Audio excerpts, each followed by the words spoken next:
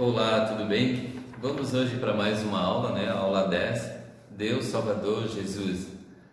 Antes de começar a aula, vamos pedir a Deus que nos capacite, que nos envie o seu Santo Espírito para que compreendamos o que Ele nos tem para dizer através dessa aula. Amém? Nesta aula, continuamos a conhecer o nosso Deus Salvador, Jesus Cristo, enviado por Deus para nos libertar do pecado e da morte. A sua pregação logo alcançou grandes multidões. As pessoas se maravilhavam de seu ensino, porque falava com autoridade e pelos sinais que fazia, como milagres e curas. Antes de mais nada, Jesus é o Filho de Deus e, sendo assim, tem poder sobre tudo e todos. E a Bíblia nos traz muitas manifestações do poder de Deus através de curas e milagres de Jesus Cristo. E o povo judeu, ao contemplar os milagres, diziam: realmente este é o Messias, o Filho de Deus. Mas não era esta a intenção de Jesus, pois ele não era um curandeiro como outros que existiam. Ele veio ao mundo com uma missão muito maior do que realizar curas e milagres. Ele veio trazer a reconciliação com Deus.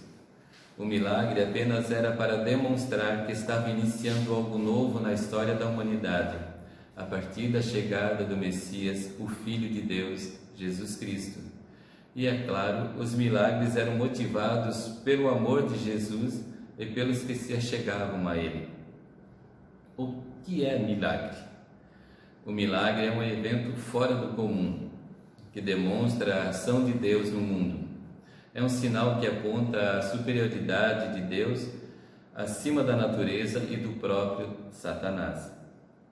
Não encontramos na Bíblia milagres com a finalidade de impressionar pessoas, mas sim como forma de socorrer alguém que necessita de ajuda. Nos Evangelhos encontramos muitas citações de curas milagrosas de Jesus. E por que Jesus curava? Ele fazia milagres para ajudar pessoas que se encontravam sofrendo a dor da doença e da separação da família e da sociedade. Naquele tempo, o doente era considerado uma pessoa pecadora, que estava recebendo um castigo. A cura dos doentes, a devolução da vista aos cegos e da audição aos surdos, bem como também a própria ressurreição dos mortos, era, entretanto, sinal de que algo novo estava acontecendo em nosso mundo, com a chegada do Filho de Deus. Mas não era assim para impressionar as pessoas, pois o próprio Jesus pedia segredo aos que curava, pedindo que se apresentasse a sacerdote para poder retomar o convívio da família e na sociedade. Jesus curava as pessoas motivadas pelo amor. Ainda hoje, Deus continua realizando milagres onde há sofrimento e buscando Deus em oração e fé. Diz a Bíblia que muito pode por seu poder a oração do justo. Tiago, capítulo 5, versículo 16. E também muitas vezes sentimos que Deus esteve presente realizando algo em nossa vida ou família. Por isso, é importante pensar que milagre é um espetáculo ou show. O milagre acontece sempre por amor às pessoas que sofrem, só por isso. Sendo assim, para nós fica a exortação de que Deus revela-se nas coisas simples, na fraqueza da cruz e não por meio do luxo e do resplendor da fama. Os milagres não são como os efeitos cinematográficos mostram, cheios de glória, luzes, fumaça, etc. Pelo contrário, Deus age no silêncio e na simplicidade. Só Ele e aqueles que experimentam a ação de Deus sentem, e o testemunho resultante daí não é o orgulho e a vaidade, mas sim o agradecimento e a vida vivida em favor do Evangelho e da Igreja. Tanto a morte como a ressurreição são os dois grandes acontecimentos na vida do Salvador, com consequências para toda a humanidade. Muitas vezes, Jesus antecipou aos seus discípulos que ele havia de morrer e, através da morte, iria nos reconciliar com Deus. mas os discípulos só perceberam que isto era o plano de salvação para toda a humanidade após o dia da ressurreição, ao verem Jesus ressurreto. Por que era necessário a morte de Cristo? Porque estávamos separados de Deus, por causa do nosso pecado e maldade. Deus não enviou um anjo e nem pagou com algo criado, mas Ele deu o que era único e de inestimável valor, seu próprio Filho. Isso deveria comover o coração duro das pessoas, a justiça de Deus. E isto foi a descoberta que comoveu a Lutero. Consistia no fato de Deus nos aceitar, perdoar, purificar pelo seu amor. E Jesus pagou com a vida o preço da nossa desobediência, da nossa separação, do nosso pecado. Por isso, como Paulo, podemos afirmar: em todas estas coisas somos mais que vencedores, por meio daquele que nos amou, porque eu estou bem certo de que nem a morte, nem a vida, nem anjos, nem principados, nem coisas do presente, nem do porvir, nem poderes, nem altura, nem profundidade, nem qualquer outra criatura poderá separar-nos do amor de Deus, que está em Cristo nosso Senhor. Romanos capítulo 8, versículos 37 a 39.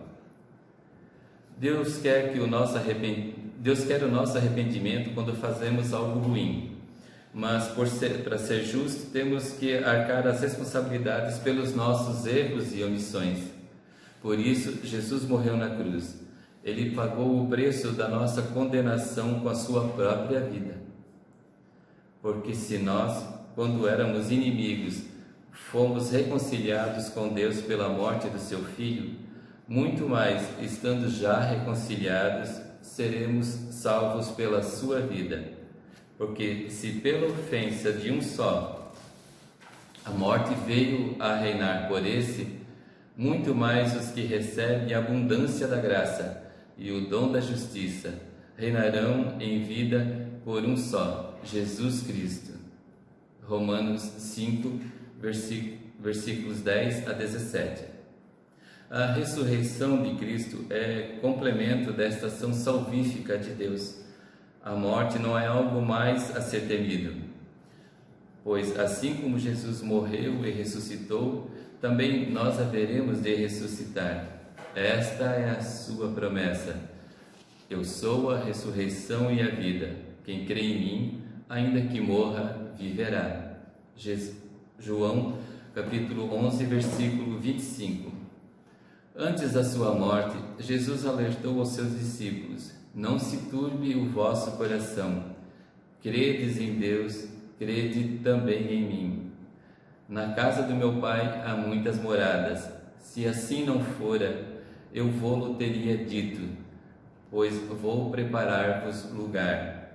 E quando eu for e vos preparar lugar, voltarei e vos receberei para mim mesmo, para que onde eu estou estejais vós também. João capítulo 14, versículos 1 a 3. A ressurreição é a vitória sobre a morte. Isso deve estar bem claro em nossa mente, pois é o fundamento da nossa fé. A morte de Jesus inicialmente causou medo e falta de fé nos discípulos, que julgavam estar tudo perdido, terminado. E aconteceu um milagre. No terceiro dia, no domingo de Páscoa, Jesus ressuscitou e começou a aparecer a muitas pessoas que se maravilhavam com o que viu. Jesus estava vivo. Lembre-se sempre, tende vós o mesmo sentimento que houve em Cristo Jesus, pois ele, subsistindo em forma de Deus, não julgou usurpação a ser igual a Deus. Antes a si mesmo se esvaziou, assumindo a forma de servo, e a si mesmo se humilhou, tornando-se obediente até a morte, e morte de cruz. Filipenses capítulo 2, versículos 5 a 8.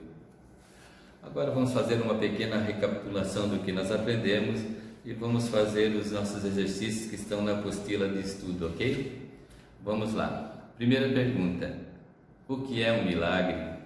A segunda pergunta: por que Jesus realizava milagres e curas? Terceira pergunta: por que era necessário a morte de Jesus?